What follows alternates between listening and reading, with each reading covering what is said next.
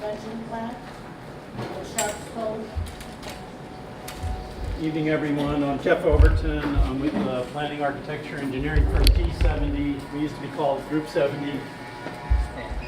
So I have a two-part talk here. We're going to try to keep it pretty concise tonight. I'm here with Michael Hodge, who's the project manager with Hanapohaku. Owners of the property, Cully Judd, Andrew Yanni are also in the audience, as well as some of the tenants. So we've made a lot of progress on the property. We're going to two-part this. We're going to talk about the SMA minor permit that was approved by the City Department of Planning and Permitting back in August. If you recall, we did a big presentation here back in May, I guess. Well, yeah, May. And then July, we did a small meeting. I kind of gave an update and then a promise to come back. So we're back, and I want to give kind of a report. So I'll put up a couple exhibits here, and I'm going to ask Michael to talk about for the minor permit, SMA minor permit that addresses this interim condition on the property. You ready to go? Sure. My name is Michael. I know some of the people here. I won't be quite as eloquent as Jeff, but what I lack in eloquence, I'll make up for in height. So, there was a SMA minor permit that was issued on August 7th by the DPP, which we were so fondly all just talking about. The plan that was approved is right here, and what that meant was there was a bunch of discussions that had happened, and we presented a plan that we thought had met all of the sort of requirements and concerns of a lot of different folks, including community members, neighbors, but also the tenants on the site and the folks who use the site. The quick bullet points of what that meant was it got reduced down to 5 trucks. They're all located here, and the existing businesses are there. There's a proposed for the parking, a fence along Pahoe Road, making sure there was appropriate stormwater management controls. And so again, this was a long process. It didn't go as fast as we would have liked it to, but it did come through. Once that was issued, what the landowners did was issue new leases to the tenants that included all of the conditions that came with the issuance of that permit. So included in all the leases are those conditions. There was 11 conditions. They're posted on our website. It's a little bit long to run through all of them, but the effort since that time has been to get the entire site as much as in compliance as we can be without a building permit in hand. So once the SMA minor permit is issued, then we go back and apply for building permits. So we've done basically everything we can to match this. And as soon as we get that building permit from the DPP, there'll be the last adjustments that need to be made. We can't do any of that without a permit. So that includes the fence and the parking lot and some of the other minor improvements here. So that's sort of the current condition on site there. I'm sure folks who've driven by have seen that it looks very different, and that, again, based on those conditions, we've done everything that we can without building permits in hand to match what was approved there by DPP. So that's sort of the current state. I'm going to pass it off to Jeff. I think we're going to do questions at the end.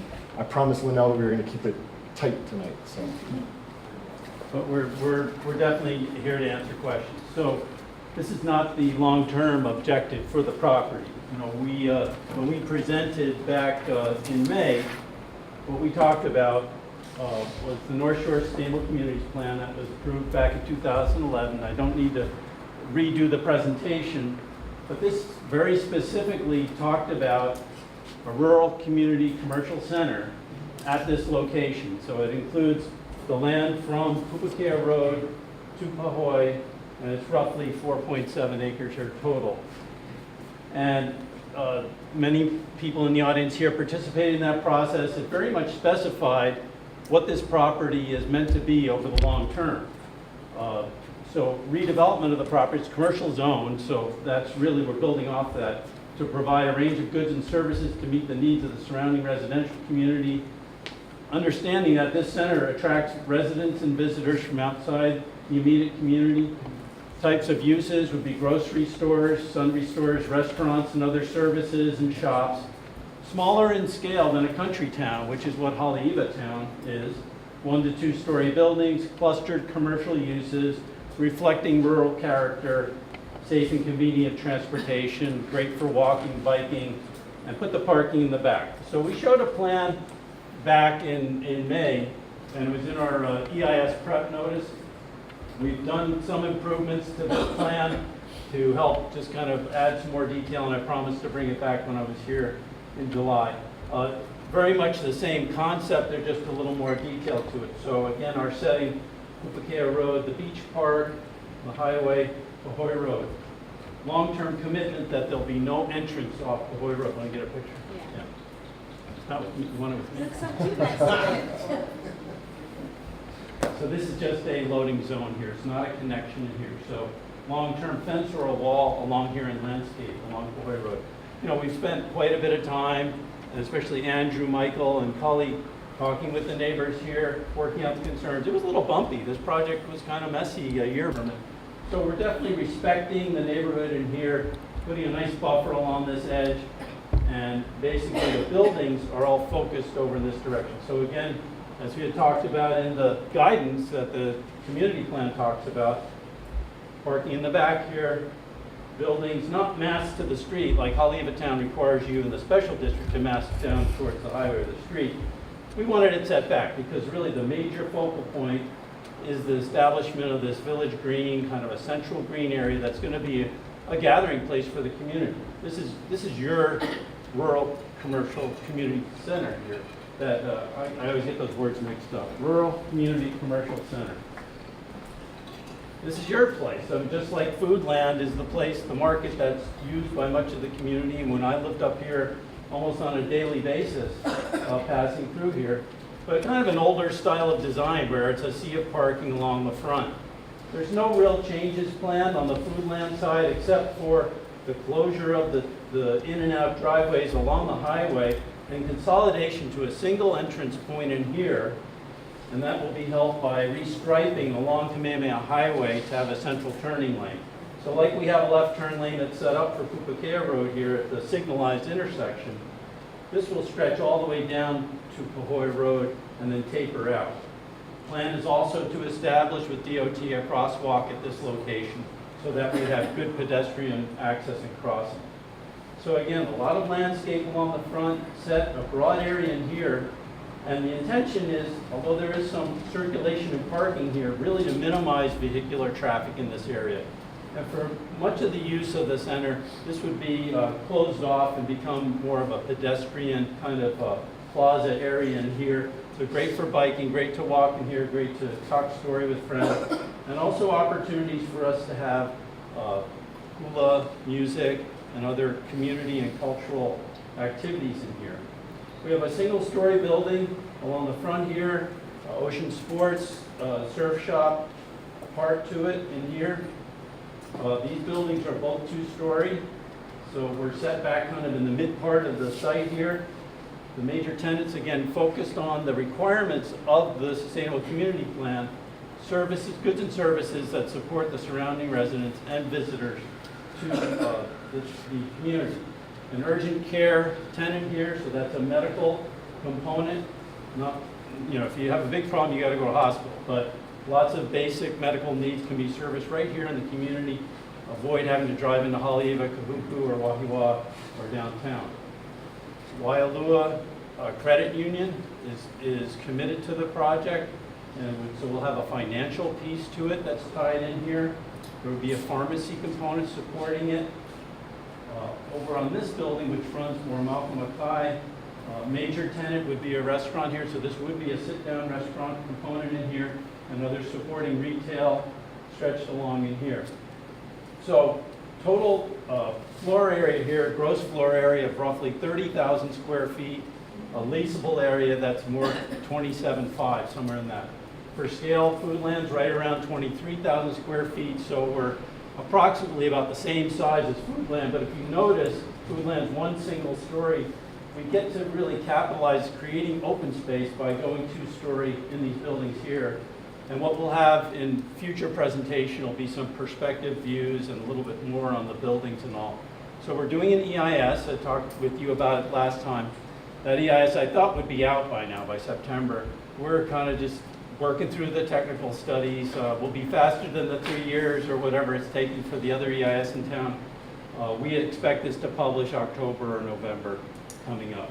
So that will be out there. The timeline takes us to a final EIS that would be towards the end of the year, early next year, and then the special management area use permit, the SMA major permit, that's required for the project to go ahead, and that would carry us into, say, springtime of next year before the city council. So that's kind of the rough timetable, and we'd be glad to try to respond to questions either on the minor permit or the long range. Bob? The timeline for acquiring the permits is one time frame. Another time frame is when the project might actually move forward. That could be 10 years from now or whatever. Are there any plans? What would happen on the backside of the permitting process? Well, all intentions that I'm aware of, because of the investments that are being made by the owners right now, is that we'll go through that permitting process. You've got to do designs and go through a building permit process. You heard from a gentleman back here how long it takes to go through building permits. So that would probably put us towards 2020 for the start of construction for this project. All that good vision? In this timetable. That's the straight line. That's the straight line path here. Late 2019, early 2020. Again, I think we want to be sensitive to the time of year when we're doing a lot of earth moving and such on the property. It's been pretty dry lately, but we know it's not always like that around here. I hope that answers your question. Well, there's a second part to it, is whether it would be phased.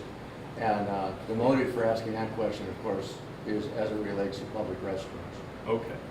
All right, well, this is not a big project.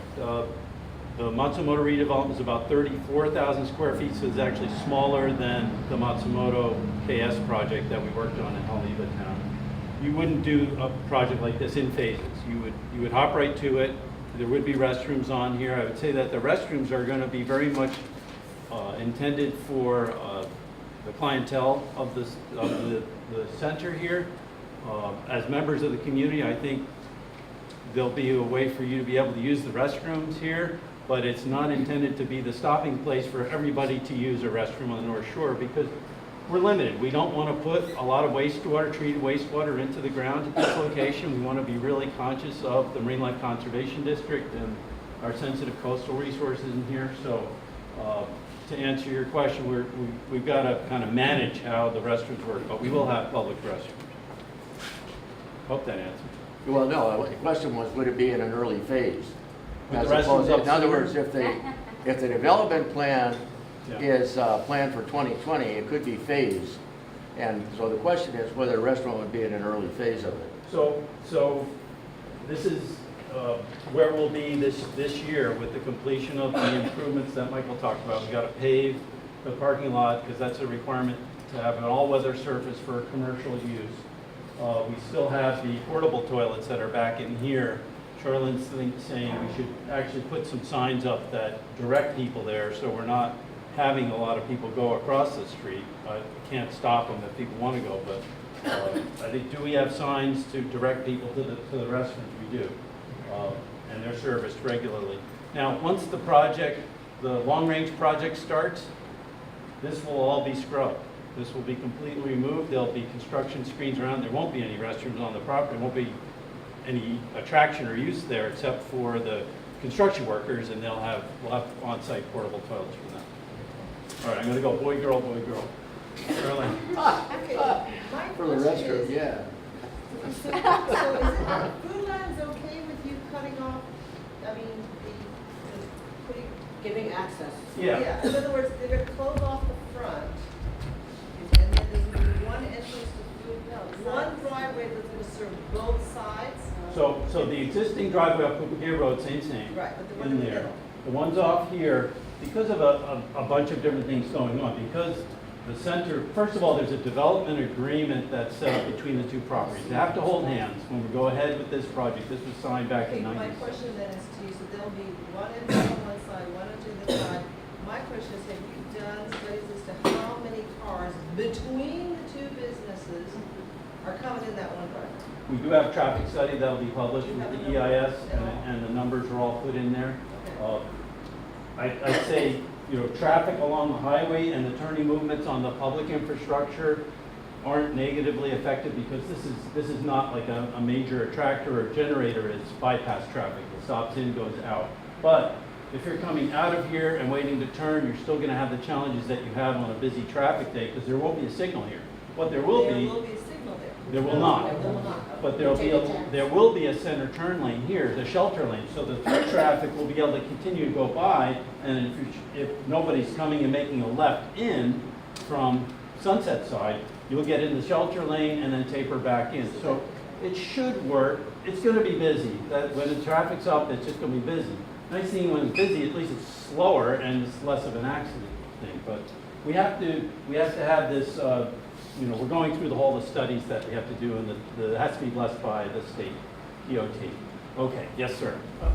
Is the timeline for the traffic mitigation linked to the timeline for the development? Or we have the traffic problem now, even with the minor SMA, you've got a traffic problem. Is there a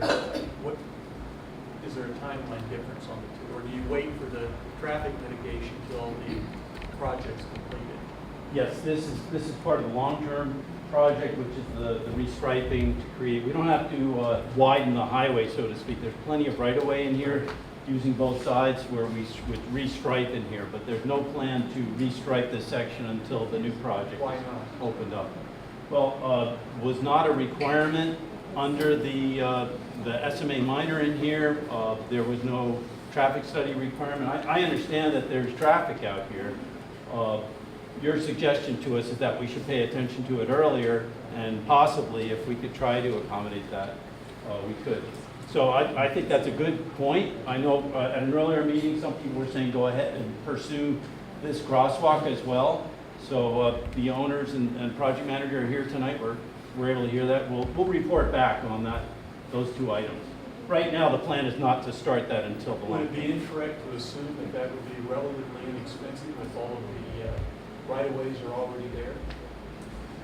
Could be. I think we've got to get you more information on that to answer the question better, because it does affect both sides of the road in here in terms of how the striping works out, and then we would still have the existing ingress and egress at the food land here. So what we're trying to do is avoid these kind of conflicting movements that are happening here. You want this to be well organized and set apart from Pupukea Road. So this is based on the traffic engineer's review, and we've done some initial reviews with the state.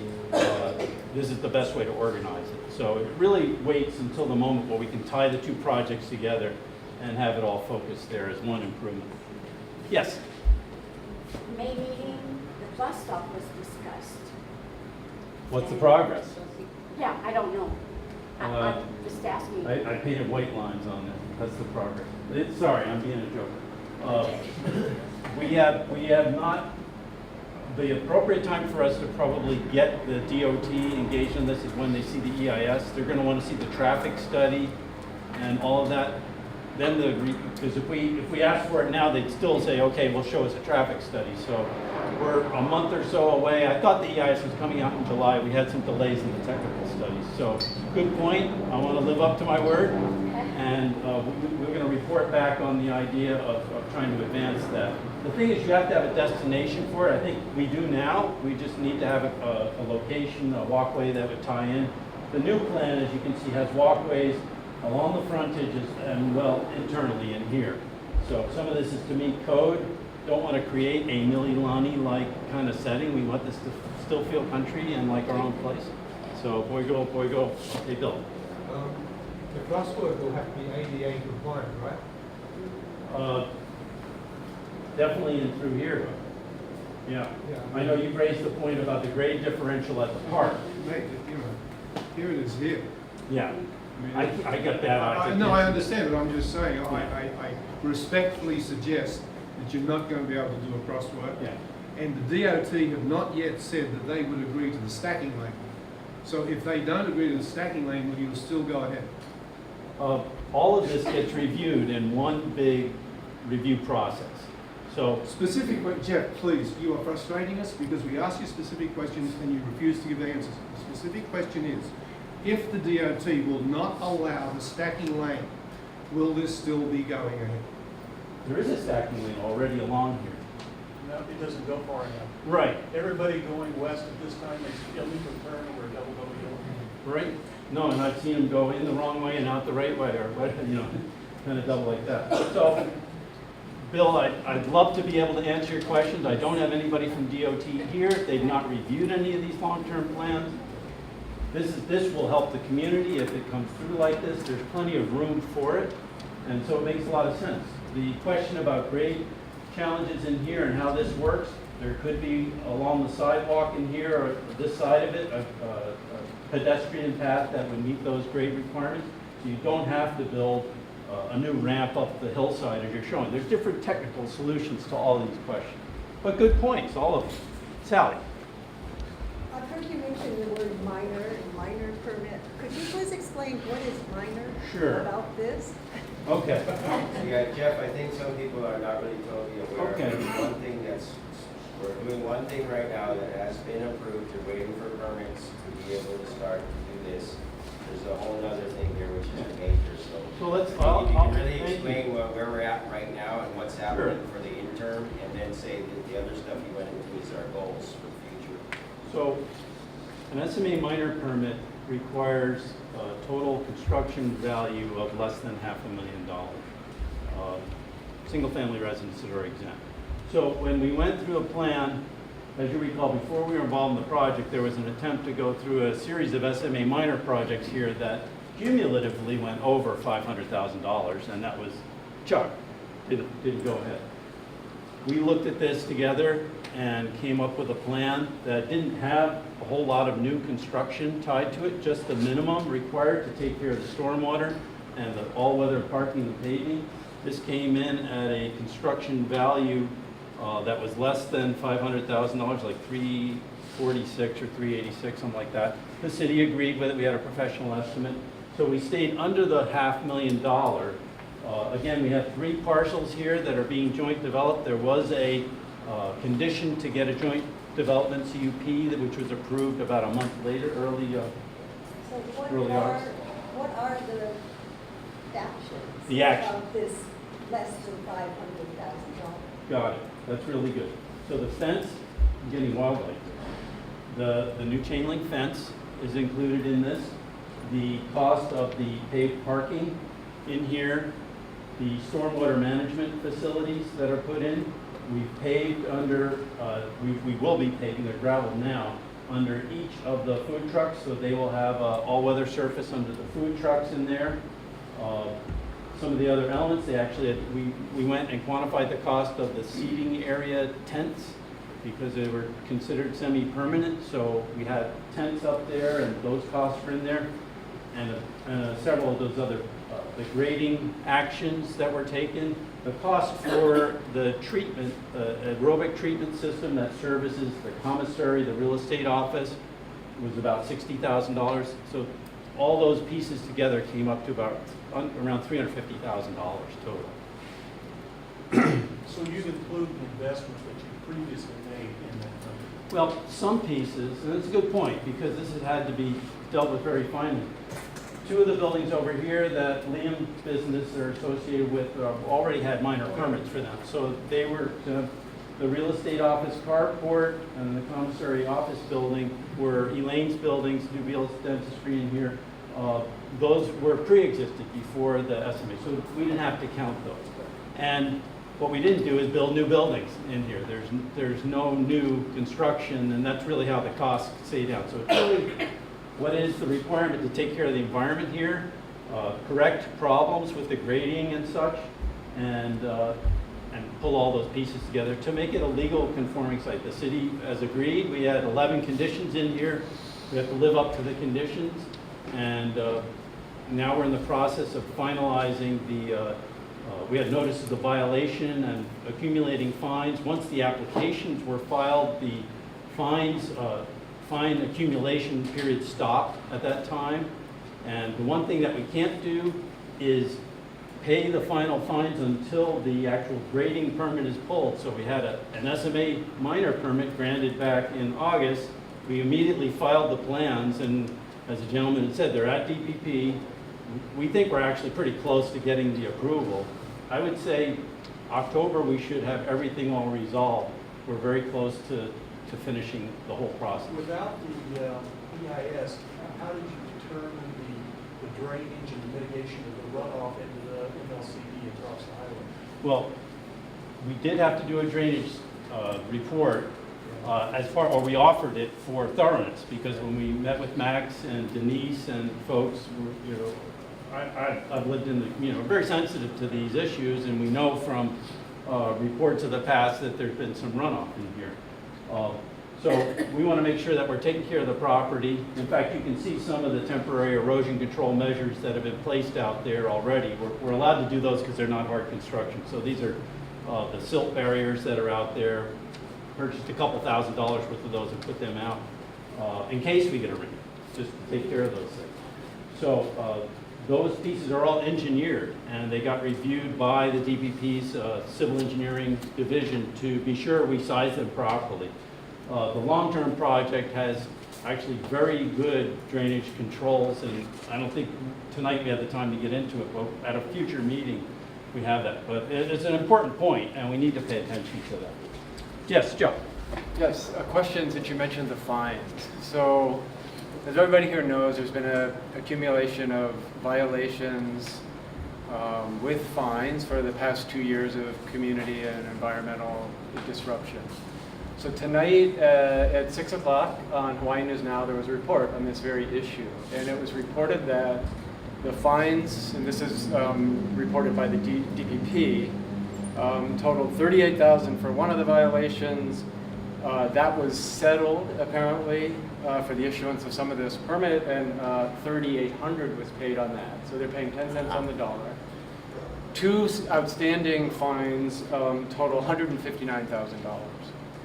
So what I'm afraid of is, as you just said, by October, this is going to get to the point where that is settled again, right? So if there's any indication, that will be about $16,000. So earlier, a community member said there was a homeowner who had gone against the rules, done something completely against the law. They should be fined and they should settle up and pay for having done wrong. Well, I think the same is true here.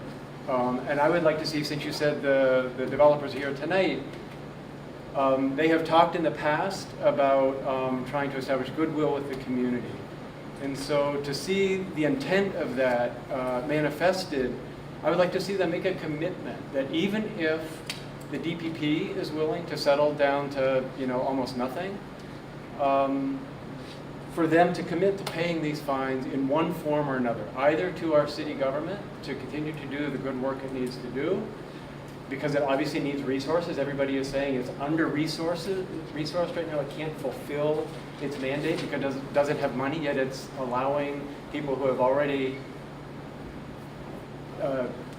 accumulated fines to negotiate that down.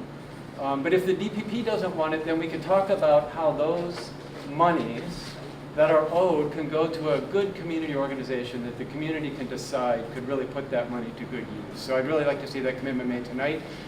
On Hawaii News Now, you were actually quoted, or it was reported that you said if the developers could, they would write a check today to settle that fine. So we can, that can be done right now. Well, I'll end, and thank you for that report. I didn't get a chance to watch the news. So there's a enforcement division within DPP that regulates how fines are assessed and how they're eventually settled on there. Basically, the suspension of the fine accumulation period occurs once you're taking actions to solve the problem. So that's the time when the applications were filed. That timetable was suspended. There's a process in which they go through a review of how we've met the requirements and living up to the conditions, and that all goes into this enforcement, the settlement of the fines. I don't control that.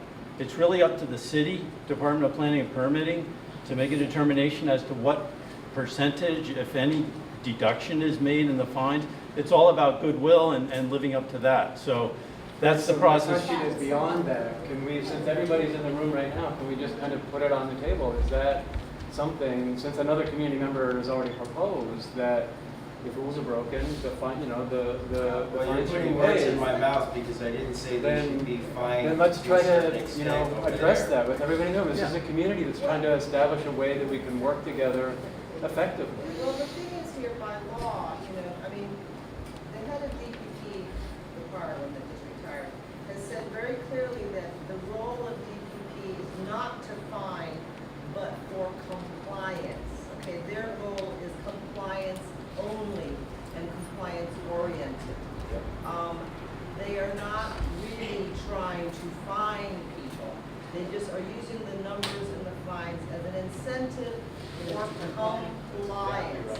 So, and I don't personally think even if they paid the entire amount, I don't think by law it can be given to, you know, another entity. I'm not asking for the government to give it. I'm saying if the government is willing to settle, as you said, it is a mechanism. It's just Yeah. leverage to Right. bring people into It's kind of compliance. the same thing But in Joe this said case, it last took time, 2 he's looking years. for the money to be So what given I'm to saying him to is, in the decide to do case of something the with it. government not asking, not finding a way to settle, perhaps because this entity, the developers have already said we want to, kind of demonstrate our goodwill to the community, a community agreement can be established.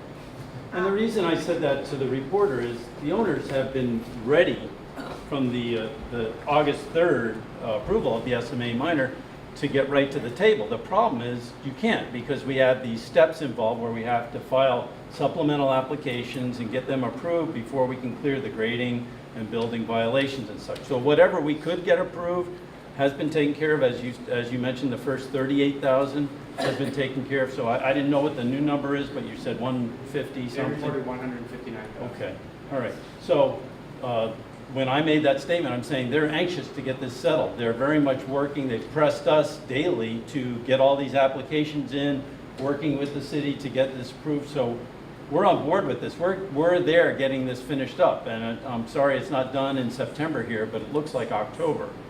So I think that's the good point, that we're going to have a stable condition in terms of legal compliance with the property. You notice the kind of the pressure, we were asked to kind of pull back some of the stuff that was going on along the front. There was too much activity. Some of this wasn't authorized and wasn't picked up in this plan, so we pulled it all off on those areas. It went from 8 mobile food establishments to 5 on the property, so there's a little bit of reduced pressure on the property. And then, of course, we're taking care of the environmental concerns with the landscape and the stormwater management. Bob?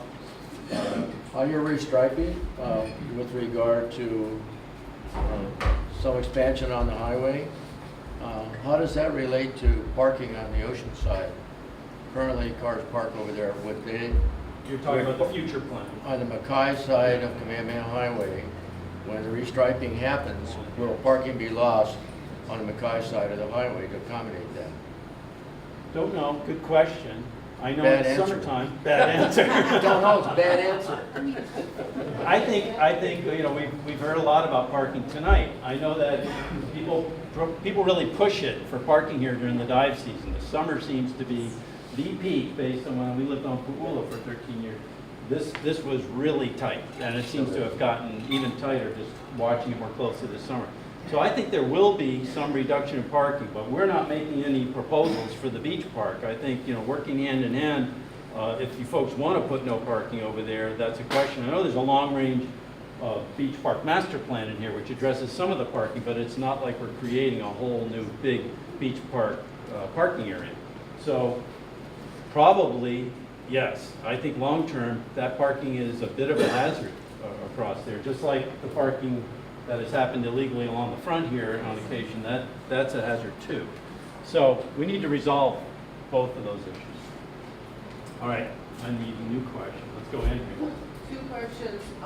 New plan, I don't see any food trucks. And the second thing is your wastewater aerobic system. How many people a day does it have the capacity for? Okay. Great question. So we have to meet code. The Department of Health has the standards that require a certain amount of service for the different tenants in here. If you notice when I walk through the tenants, mostly dry tenants. We don't have a lot of quick serve restaurants that are in there. It's really a single sit down restaurant here. Everything else is pretty much dry, you would call it, except for the urgent care is going to have some wildlife part of it. So, food trucks was the question. So we don't specifically, in the other plan, we had them kind of stacked up in here, and we thought about that long and hard, and we said, that isn't really a long-term vision for this property. So there's a bit of a pullback on mobile food establishments in here. As we go through the process, we are sizing all our systems for patrons of mobile food trucks on the property. I would say that on an ongoing basis, the number is going to be smaller than what's on the site now, 3, 5, somewhere in that range. There would be the potential to have more during single events, but it's not like a semi-permanent stack up of food trucks in the front here. We really want to create this village green kind of atmosphere in the front here that I think the community is really going to love, and it's going to give it a loose feel from the highway in here. There would be locations in here where we would be able to bring food trucks in periodically. So Jeff, in other words, what is the capacity your system will be able to handle? Okay, all of that's going to be presented in the EIS. Our wastewater flow is somewhere around 5,400 gallons per day in the total flow here. So that's equivalent with a typical house is around 350 to 400. So it's about the equivalent of about 12 homes on the flow there. Now, capacity, design capacity is another, all this will be presented in the technical report.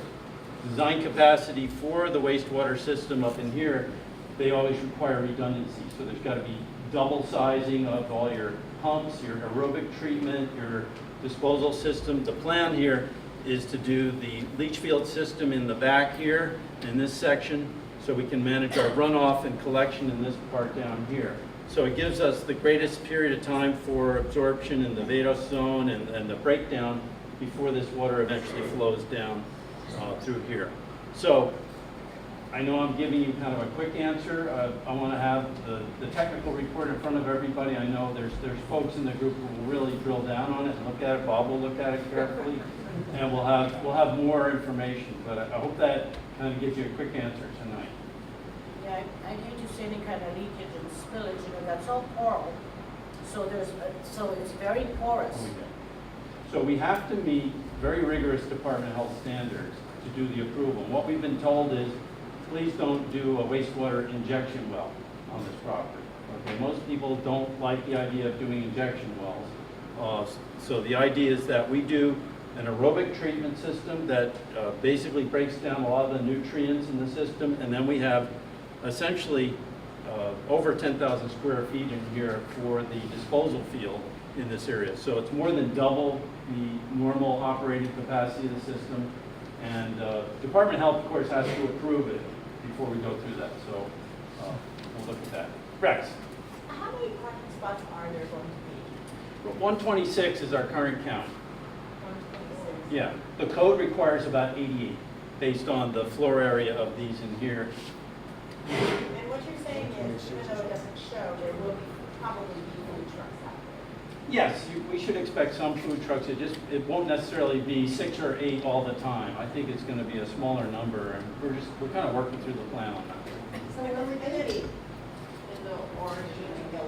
Where they Yeah. were- So, yeah, not stacked up in here though. It's really because we want to keep this open and loose. We've got a number of different locations that we could spread them out. And we'll do the setup so it's almost like a mini RV hookup. So they can bring water onto the truck. They can plug in for power. Of course, they can't leave any waste on the site. They have to follow all the rules. Waste goes off site. It's either pumped from the system or they go to their food establishment and they're serviced at the off-site food establishment. But it's a very organized, kind of controlled setting. And it allows for that variety of food and price point that people have begun to enjoy on the property. There's a lot of people in the community who really like the offerings on the property. But we don't want it to be an overwhelmingly focused food truck court that we have kind of in our situation today. But- It's a different kind of a But just to rule set. clarify, since you keep saying it's going to be loose and easy, but there's no drawing, which is concerning, what is the maximum number of trucks which will be allowed there at any given time? I don't think the code depicts a maximum number of food Is there a trucks. maximum number of floor space or of volume that's allowed, or is it just unlimited? What I'd like to do is come back with more facts so that I have all that information, because we have a site that has But to you must go have through. considered that particular All- question, obviously. So is it unlimited, the number of food trucks that can go in there? Or is No. there a limit of 10? No. So I'll give you an example. In Haleiwa town, as the food trucks came in, this is, I guess, Elaine's Susan's property is down kind of in the hollow near McDonald's. And with the number of food trucks in there, there's a lot of activity and people kind of challenged for parking in there. And so in the Haleiwa Special District, DPP was challenged, how do we accommodate parking for food trucks? And they came to a determination that the number is really 6. 1 for the truck, 5 for patrons on average. And so we factor that in when we look at parking opportunities in here. And so Dean, to answer your question, we've got more than adequate parking to accommodate 8 food trucks on the property. 8. But I don't want to say we're going to have 8 food trucks on here every day, because we won't. Hope that answered your question for now. And I'm sorry I don't have more detailed plans for now, but we'll have more in the future.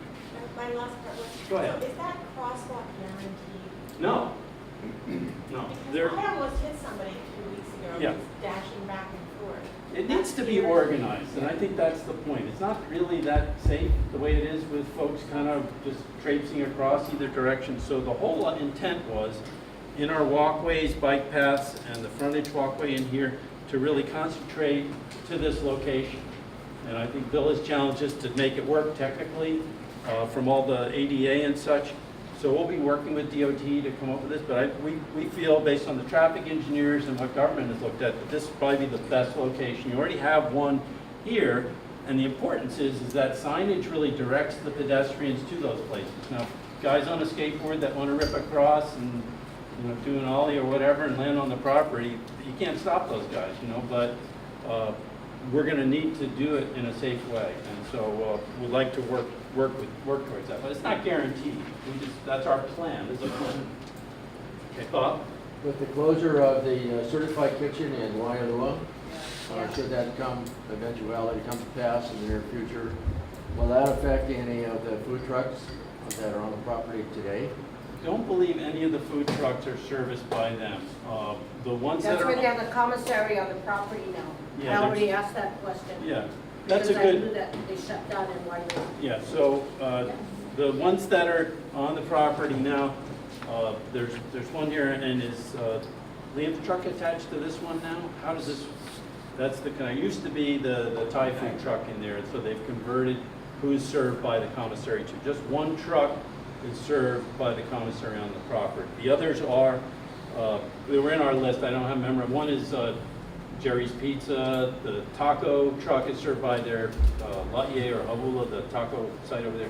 So they all have to have official food establishments to have it the home base on there. Liam, you want to help clarify? Yeah, I just wanted to let everybody know, I came here tonight just to let you guys know that when Hanapohaku bought the property, C-Made's building was there in the front, and we were there for 14, 15 years. The surf shop was there in the front, been there for 16 and a half years.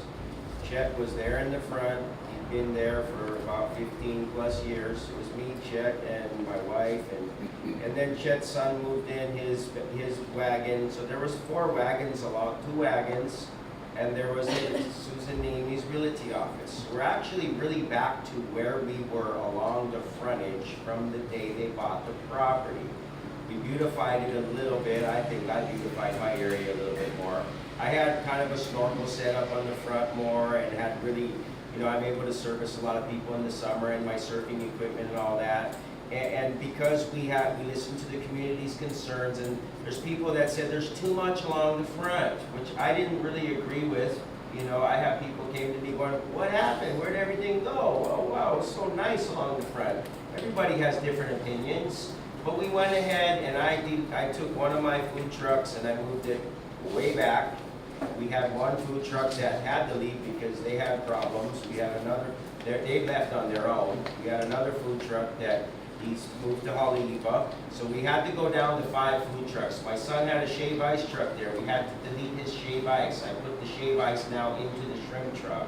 So you can go get shrimp and shave ice just to kind of salvage my son's business. So we can still make a little bit of money off of his business that he has. So we moved 2 of the trucks that were on the front The spot truck that was on the front moved back to where the elephant tie was. The shrimp truck moved back to where Agilimo was. Agilimo moved over to the left. We have 3 trucks along the back. We have 2 along the front. The front's exactly like it was when Hanapohaku bought the property. The only difference right now from when Hanapohaku bought the property is we have 3 food trucks. So that's the only new thing, is 3 food trucks. Now the most important thing here is we listen to the neighbors, we listen to the community. My 2 businesses are on Pahoe Road and have been, my wife's boutique and my surf shop are 59053 and 59063 Pahoe Road. And when we closed that road, my business went down a lot, but I had to deal with it, and I'm okay with it because I want to work with the community and the owners and everybody. So even though the owners do kind of have rights maybe to that road there, I think they've determined that, you know what, in the best interest of the community, in the best interest of the neighbors, let's put a fence up there. So now we've lost Pahoe Road. My address might as well be Camp Highway now because I'm not Pahoe Road anymore. If you try to go on the maps to my business, you're gonna go up Pahoe Road. So at any rate, the main thing here is that we've always been very conscious of any drips of water, of all the laws and regulations. We're not at all, nobody wants to affect the marine sanctuary across the street. You could close down all those businesses, flatten it, and in 6 months from now, it'd be filled with crackheads and vagrants and cars, and it'd be pretty much a conniption. And I can guarantee you all the water that comes from Pupukea and all the houses with cesspools that live up Pahoe and wherever, there's always going to be water coming from Waimea all the way down to Keiki. That's going to make its way into the Cove. In fact, you can go down the pipeline, and if it's a north slough, you're going to have water coming from the cesspools down at pipeline. So I think, as Senator Gil Rivera's assistant here was saying, I think one of the goals is to try to get people, let's figure out a way to get people to actually put in real good septic systems rather than cesspools like I have in my house. That people should be concentrating on clean your area, help your friends, advise your friends. And these millionaire people who move from the mainland and buy these big houses along here, they should be mandatorily have to replace their cesspools with septic systems that are cleaner.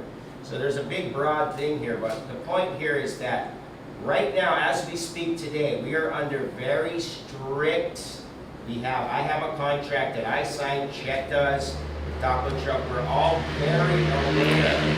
We're going through a lot of hardship right now because we're not allowed to do things the easier way, that we're still not affecting we're not affecting the marine sanctuary, but there's the ways you can do things the easy way, and there's the way we're still not doing anything wrong. It was just easy for us. Now today, Chet's bringing in water, taking water away. I'm bringing in water, taking water away. We have generators going. We're doing our setup there better than any setup on this island, and I can guarantee that every business on that property is going to follow the strict guidelines of respecting the laws of the new SMA minor that was approved.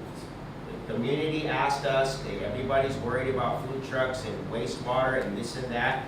Well, all you have to do is go to Hanapohaku's website. You know, you can take photos if you want, but everything is out there. And exactly what I have to do as a business owner, I have no problem sharing it with any of you guys, and it's totally by the books. And that's where we're at today. It's if you guys like the way, if you have seen it, it's a lot less along the front now. You guys see, have all you people seen how it looks now? It's a little cleaner along the front. It's a little less kind of looking like a circus. There's no more lights out there in the night. People complained about lights. There's a lot of things that are a negative impact on a lot of our businesses, but we decided to do them. Because we could have maybe fought, we could have maybe tried, but in reality, at the end of the day, there's an SMA minor. Thanks, Liam. And we're following that. But there is something I do want to say. I respect all that you guys have done to scale back, but it's from the get-go that a lot of us are concerned about. Things were done because you could get away with it. Things didn't change until people started making noise. Yeah. But we can't go back, we only Yeah, I can know move that. forward. I know we I can can't only turn move back forward. the I clock. respect that. I'd like to put the barriers back, but we can't do But that. I understand it, and I respect your need to make money. I'd like to make money too, but all that you say now, how you got everything in compliance right now, it's what sticks in our head from how it had come about. The integrity, the trust. You talked about this community, Yep, everybody hanging together, yep. and yet, you get your foot in the door, then you kick it wide open. And nothing is said, so things just keep going away, business as usual.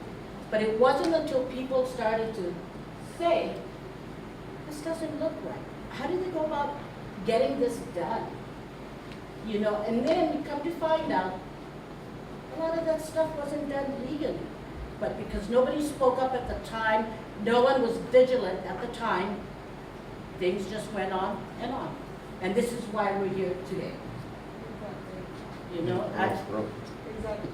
Max had some comments. Yeah, well, the easy way is not the legal way, right? So our stance at Hanapohaku and in our Save Sharks Cove Coalition has been that the property needs to be in compliance with the law. We didn't write the law, well, maybe we did sometimes. All of the commercial operations, everything that's done there needs to be in compliance with the law, and it hasn't been that way in the past. And even since the granting of the SMA minor approval, this most recent one, we've had multiple violations of a grease pit on the site, of illegal wastewater systems on the site, and the only reason that those have been fixed, or I hope fixed, that DOH says, is because the community has stayed vigilant. The community has stayed as a watchdog, which is really not our job. We should all be neighbors working together. We shouldn't have to police commercial operations in our neighborhood. So it's a really important distinction to make, that it's not just, oh, forget about the past, we're moving forward. The only reason we're at this point is because the community has stood up, because we filed a contested case, and because we made sure that we kept an eye and ear to the ground to make sure that the landowners and the tenants were held to the same standards that every other person is held to. It's called the law. It's really simple. It's actually written all out. Unless you're a vacation rental, sorry. But I actually have questions. I've been waiting. So while we're on the SMA minor, in the application that you folks put in, I want to know when you have evaluation, in place complete means that that was already done prior to this, right? I believe so. I got to look at it. Here you go. Thanks. Okay, so you're talking about It says in place. aggregate base course. Yeah, if it says in place concrete complete, slab. that's something that was already So, existing. right, but we're keeping the value in it. That's what it was asked, actually. Let's make sure we value everything that was constructed. Okay, all right, good. Yeah. Good to know, good to know. That's like the ATU. That was the most expensive in-place item, Mm-hmm. the Right. wastewater system. Okay, so if it says that, then that's already something that had been on the property prior to this. Correct. Okay, good to know. Second, going on to the major, it's pretty disingenuous to not show food trucks on there. I mean, you guys did in the last sketch you made. Not showing cars either, Yeah, but the or food trucks, or anything. Yeah, but you're So- putting, Jeff, don't insult our intelligence, mate. Do not insult our intelligence. So- Work with us. so it's just a point, it's disingenuous. And after the history that our community has had with this project, I would suggest, and also, as you move forward with DPP and in their rejection of your SMA minor permit application in April, I believe it was, they said that you need to state if there's food trucks and if they would be leaving at night and where they would go. That's also not included in the SMA minor that you guys have here. So what we So- cited in the application was the food establishments that are tied by law to each of the mobile food establishments. So nowhere in the law does it say that they have to leave the site each night. No, but Yeah. yeah, So they're tied. So they have to be serviced by that, and they have to be mobile. yeah. So some changes have happened. Some people have had to make large investments to sustain if they were on there. So I know Chet put a lot of money into his new system. Others have had to upgrade. So they're all in compliance. That's the key. They have to be, and But they weren't all in compliance, right, because they had illegal wastewater systems in the back and a grease pit that they're dumping in that DOH just cited them for after this had been approved. Yeah, so I don't even have that information. Ooh, you should hear from Mike, Yeah. the tall guy. Yeah. Yeah, so I mean, Yeah. this is the point that I just want to make from Hanapohaku, that we continue to watch. We find issue with the Yeah. permit. We think that the valuation is too low. We think that if food trucks aren't leaving, that DPP has made it clear in past decisions that that should be considered development. And if it's development, then the valuation needs to reflect that on the property. And that should also extend into the future development plans. Oh, sure. So, of course, this exceeds $500,000, so an SMA major permit is definitely No, but what we're proceeding. including, in making sure that you Yeah. are being clear with the community and Yeah. transparent with your Yeah. plans. Because the only reason we're here is from 2.5 years of fighting against Sure. the project. Yeah. So I Right, think what I so- heard, and Bill spoke up with gusto, you'd like to see a layer that delineates where we might possibly have food trucks and give, Dean was also asking about counts of that, so I think that's a very fair thing to ask for. I didn't come with every drawing that every architect and engineer has done on the property, because I knew we had a kind of a tight schedule with a lot to cover, so. Yeah, but it's interesting that It's a that's food the truck one court. thing that's But I left. thought that was it. It's a food truck court, so you show the number of food Yeah, trucks. because in the past, that serious. was there, but that's okay. So, Really? yeah, we'd love, we just need more transparency as a community, because I love spending my evenings like this. It's super fun. But you were coming anyway, weren't you? Whether No, we're I here or wasn't. not. Actually, Gil was supposed to come, Oh, but okay. here I am. All right. But just, and to my last point, that there are impacts from any type of wet business, including food trucks, right? And so those impacts, if you're not adequately studying them, either in the SMA minor or in the SMA major, how do we know that there's not going to be an adverse impact to the Marine Life Conservation District? So if there was something that was in there that was not in compliance, it should be gone. If it's not, we need to know about it. And our guys have observed each of the removals of, there was some pretty old stuff that was in there that had to get cleaned up. So I wouldn't be surprised if there were some things that we weren't aware of that was kind of buried in a storage area or something. So all of that stuff was cleaned up in this kind of September episode of cleanup and restructuring. That's pretty much done, except for the actual paving of the lot, the construction of the fence, which is awaiting the city permits. So that would be the kind of the finalization of the minor plan of actions for full compliance. But we definitely need to stay on top of all these conditions, and if there is something you want to bring to our attention, it's great, because we want to pay attention to it. Sir, this gentleman, Larry? Yeah, actually, I think I have 3 questions for you, Jeff. The first one has to do with the 11 conditions that are tied to the minor SMA. I think one of those says something to the effect that the trucks have to be moved periodically. I'm not sure the word that they use. I would like to have your interpretation of what that means. That's the first question. What is the condition, what is the one of the 11 conditions that refers to moving the trucks? I think it says periodically. So that's the question that relates to the minor. Now, in the long-term, big picture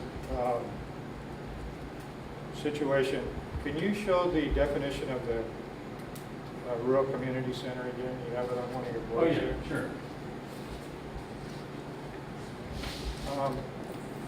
It's interesting to me, I'm pretty darn sure that the first bullet, we left out a word, and the word is primarily.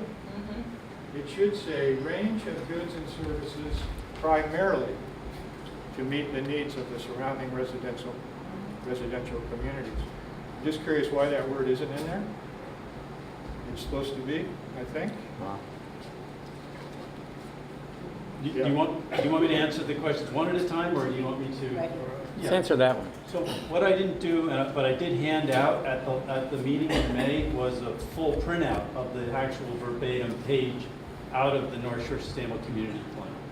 So this is an exhibit that shows the pieces on it, and it talks about the main points that are in there. That's misleading. By leaving that word out, you leave the impression that, well, so it's a tourist attraction, and that's not what it's intended to be according to Yeah. that. Well, that's a great So point.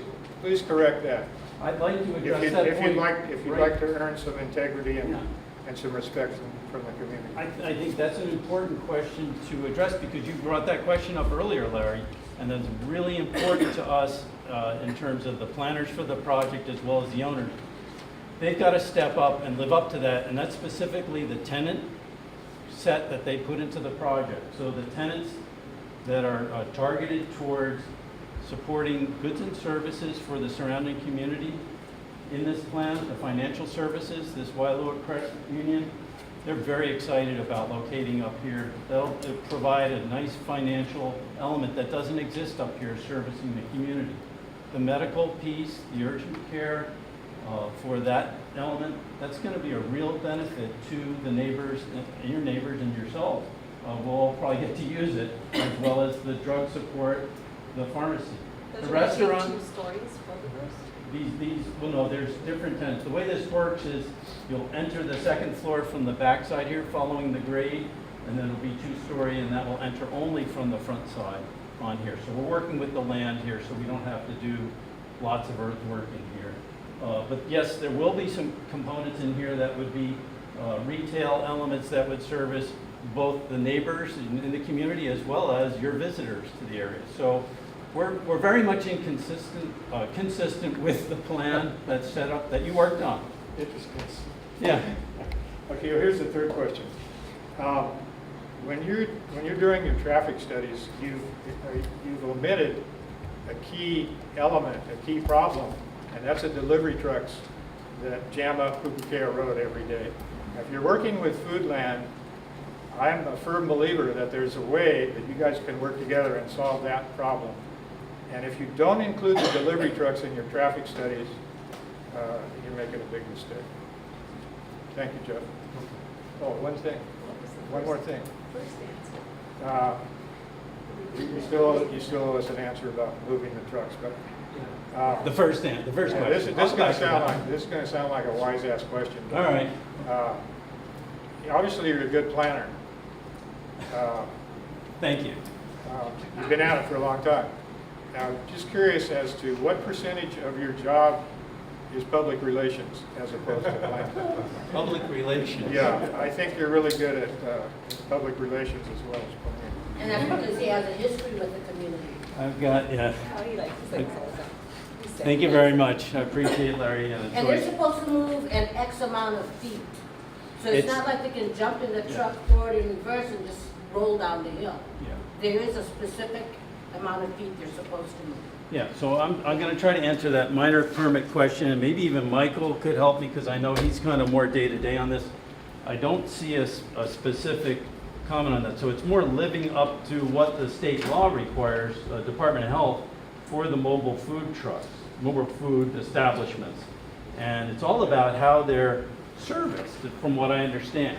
Now, they're not supposed to be on blocks and immobile. That's not a mobile food establishment. They have to be registered and safety checked. So that means that's a vehicle that can go to the service station, get checked out, pass the service, the certification, the safety check. They have to be registered for the road.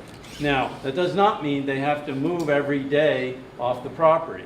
That's what I understand. I think it says periodically. It says regularly. Regularly, The trucks okay. themselves are Okay, mobile so and I'm they're asking regularly. you Yep. to tell us what regularly means from your perspective.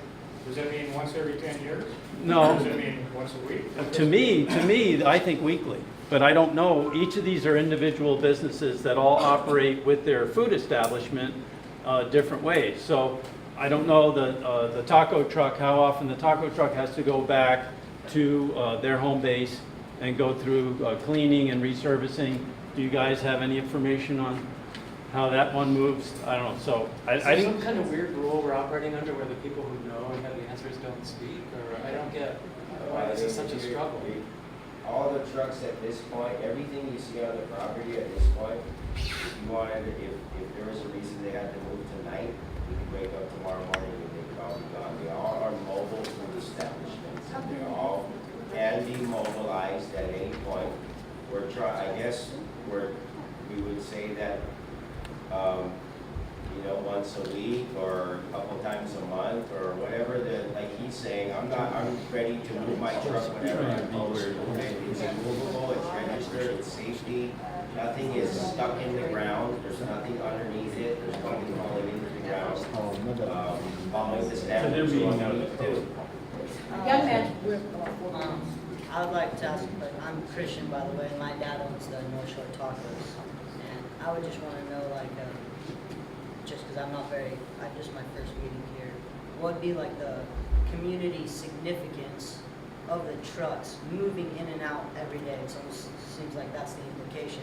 If they're moving in and out every day, wouldn't that cause more problems? Wouldn't it cause more issues? Wouldn't there be more traffic, be more safety hazards if they're moving in and out every day? And I don't understand. So the distinction is that under the law that regulates this property, the shoreline management area, Yes. if you have development, and development has been characterized by DPP as, and it says in the permit that they are considered development for the purpose of Chapter 25 ROH. So the law considers them development.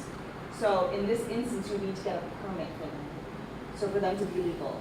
And so that's the issue at hand right now, is if they're not moving regularly as designated in this SMA minor permit, then they need to be considered development, and their cost needs to be included in the valuation of the permit, which then would create, so that's the issue at hand. It's a legal issue.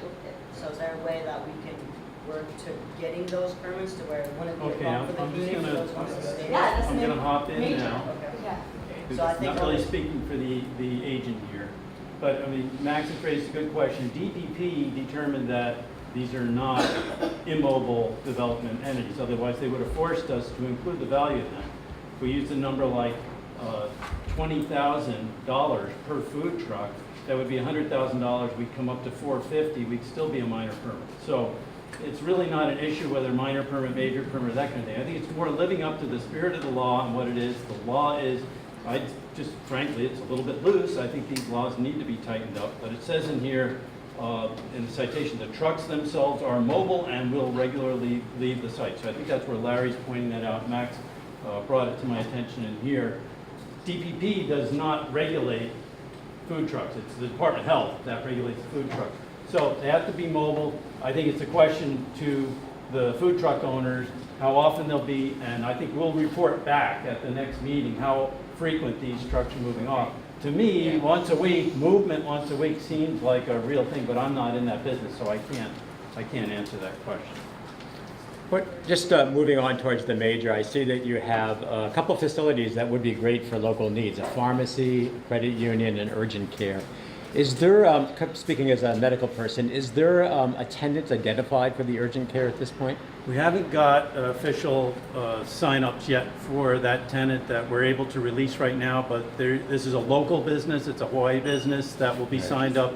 The short list are the ones that are notable when you go into. And is the credit, I'm going to just ask, because is the credit union signed up already? Yes. And is the pharmacy signed up? No. No, okay. When you go through the permitting process and you get, let's say you get the permit, what enforcement is there to ensure that the pharmacy is indeed a pharmacy and that the urgent care is indeed urgent care? In other words, if you get the permit, all the fines are paid and you're all set to go, and 6 months later you move in another bikini shop, is there any enforcement to prohibit you from doing that? Is there any mechanism that will ensure that that actually will be a healthcare center? Stays. Okay, so that's a really good question. I wouldn't mix fines in it, because fines really have nothing to do with that. Fines were related to the old violations that are being corrected here as of October. So what the question Dean asked is the tenants, you know, urgent care. Will this always be an urgent care center forever, forever, forever, forever? I don't think DPP can obligate that of a landowner and a developer, but that's definitely the direction that's being taken. That's the commitment to the spaces. That's the way the buildings are being designed in our preliminary planning. So the commitment is towards these tenants, and the commitment is towards Hawaii businesses. So following kind of the theme that we follow with KS for Matsumoto, Hawaii businesses keep the money at home, That's the idea here. Waialua Credit Union is the one that said, fine, use our name, we're stoked, we're coming out there. We really want to have, we service a lot of people in Pupapan Sunset. So Jeff, I am gonna have to call this meeting. Okay. So, Dean, I guess what he's saying is that nothing is in stone.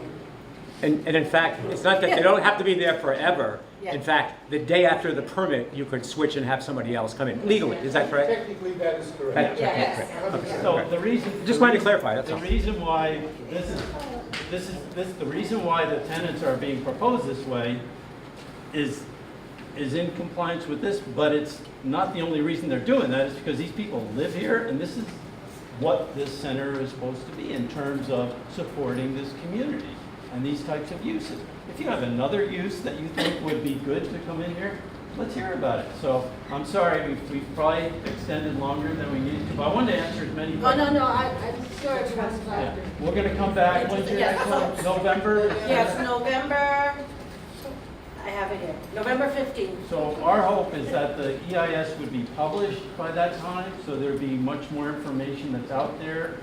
There's a 45-day comment period on that, so I'll present the information in the EIS at that time.